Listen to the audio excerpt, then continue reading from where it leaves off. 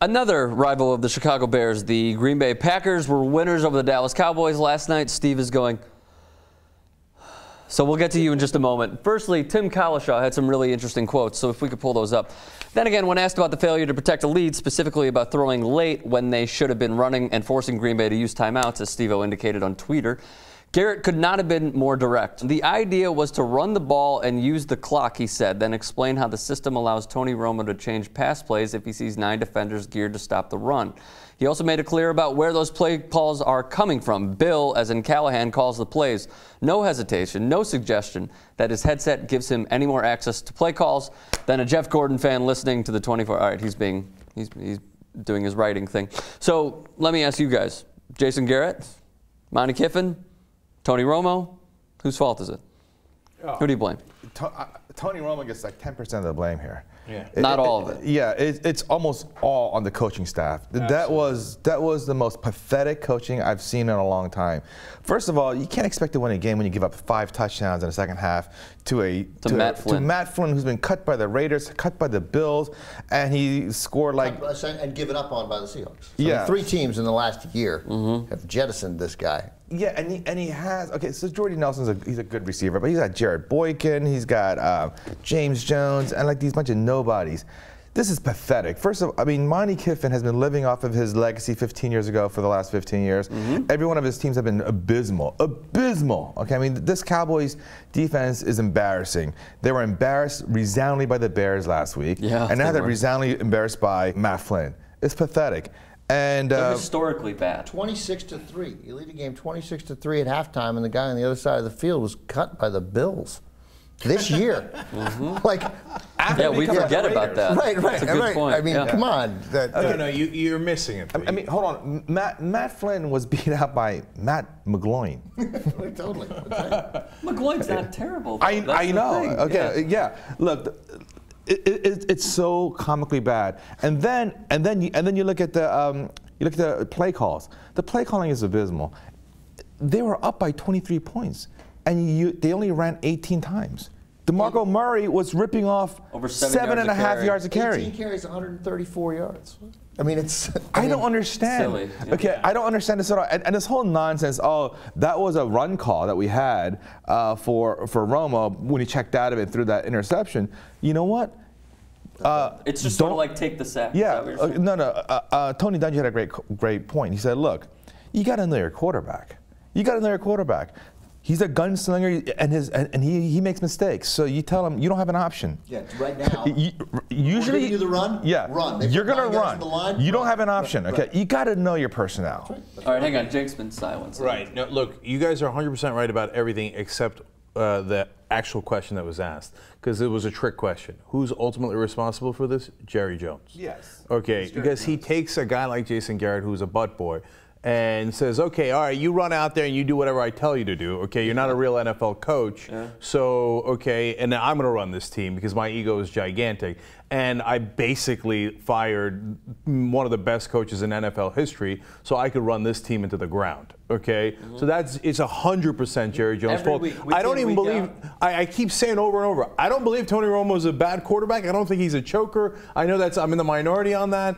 I think he's Phillip Rivers. I think they're the identical player. If you gave him a good coach, Tony Romo would be a very good quarterback. Okay, but Jerry Jones doesn't want a good coach because he wants to be the coach. What's amazing, though, the reason why I don't buy that entirely about Jerry Jones is because they've made, like Dan Snyder ran a team into the ground because of his meddling. It's his meddling, which is more significant than Jerry Jones, but less ostentatious. Somehow, to me, Jerry Jones has managed to keep that team 9-7, 8-8. Like I don't know. I think if Jerry Jones were totally taking over all these personnel decisions, I really think they'd be 3-13. I mean, too. I agree. He clearly doesn't want a coach who will say, "Hey, sign the fucking checks. I'm running a fucking meeting with my other coaches. I will talk to you later." Yes. Right? Which is what you want a coach to say to an owner like that. But a good owner, you know, the Rooneys have never had to have that conversation because they understand it instinctively. I think the coaches that he hires are constantly worrying, what would Jerry say after the game? That's right. That's a good point. Would Jerry? How could they not? Yeah, because you know Jerry Jones takes press conferences. Yes. Why? Yes. Why does he do a press conference after a game? Shut the fuck up. Yes. And write Don't the checks. and let the team be the team. But Jason Garrett has to think in his head, during the press conference, Jerry's going to say this, Jerry's going to say that. I need to do this, I need to do that. That's a massive distraction. You can't run a team like that. You can't. I don't think we know what kind of coach Jason Garrett is, because we know he's a pretty good offensive coach. I mean, everybody says it. Take them at their word. They got a good offense. Mm-hmm. You know, they do. The play calling is weird, but what Tony Dungy said and the point that Steve made that's a great point, that you got to know what kind of, Peyton Manning knows the clock.